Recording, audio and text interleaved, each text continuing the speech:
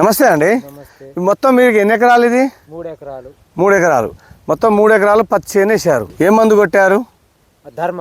ఏది చూపెట్టవా? ఇలా పెట్టినావు కదా. ఓకే, ఇగో ఈ మందు 2 డబ్బాలు. ఈ మందు కొట్టినావు. ఓకే, ఈ మందు కొట్టడం వల్ల ఏమేమి వచ్చినాయి? సైడ్ పిలకలు వచ్చినాయి. ఓకే, ఇగురు మంచిగా వస్తుంది ఇప్పటికైనా. ఓకే, మళ్ళా కాతా పూత మంచిగా అవబడుతుంది చేను. ఓకే, నీట్గా ఉన్నది. ఏదైనా పురుగు లేదు, ఏ దోమ లేదు, ఏది లేదు, ఏది లేదు. ఓకే, పూతుంటే చూడబుద్ధి అవుతుంది. చూస్తా అంటే చూడబుద్ధి అవుతుంది. ఓకే, ఈ పూత బాగా వచ్చింది కదా, దేనివల్ల వచ్చింది? ఈ ధర్మ కొట్టిన వాళ్ళనే మొత్తం ఇదంతా పూత వచ్చింది వర్షమటి. ఓకే, లైన్ కట్టుకున్నది మొత్తం. అసలే మొత్తం ఇది చూస్తే టోటల్ చెట్టు అంతా పూతే ఉన్నది. ఓకేనా?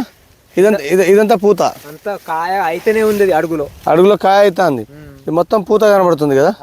ఇది మొత్తం పూత. ఏ చెట్టు చూసినా దేనికి చూసినా మొత్తం పూతే. ఎన్ని రోజులు అవుతుంది కొట్టి? 15 రోజులు. రైతులు కొట్టుకోవచ్చా? వేరే రైతులు కొట్టుకోవచ్చు. కాకపోతే అనుమానం ఉంటే ఈడ వచ్చి చూసుకొని పోయిన తర్వాత అయినా కొట్టుకోవచ్చు. మొత్తం కాయ కూడా పడుతుంది కదా. సుమారుగా చెట్టుకి ఎన్ని కాయలు ఉండవచ్చు? కాయ పూత కలిపి 100లో ఉంటాయి. 100లో ఉంటాయా? హల్కంగా 100 ఉంటాయి అంటావు. చెట్టు పెరిగింది మొత్తం కింద నుంచి మొత్తం సైడ్ బ్రాంచెస్. ఓకే, ఇది కొట్టడం వల్ల సైడ్ బ్రాంచెస్ ఎక్కువ వచ్చినాయా? బాగా వచ్చింది అంటావు. బాగా వచ్చింది. చూస్తుంటే ఇదంతా అదేనా? మొత్తం పూత నిండింది. పూత పిందెగా మారిపోతుంది.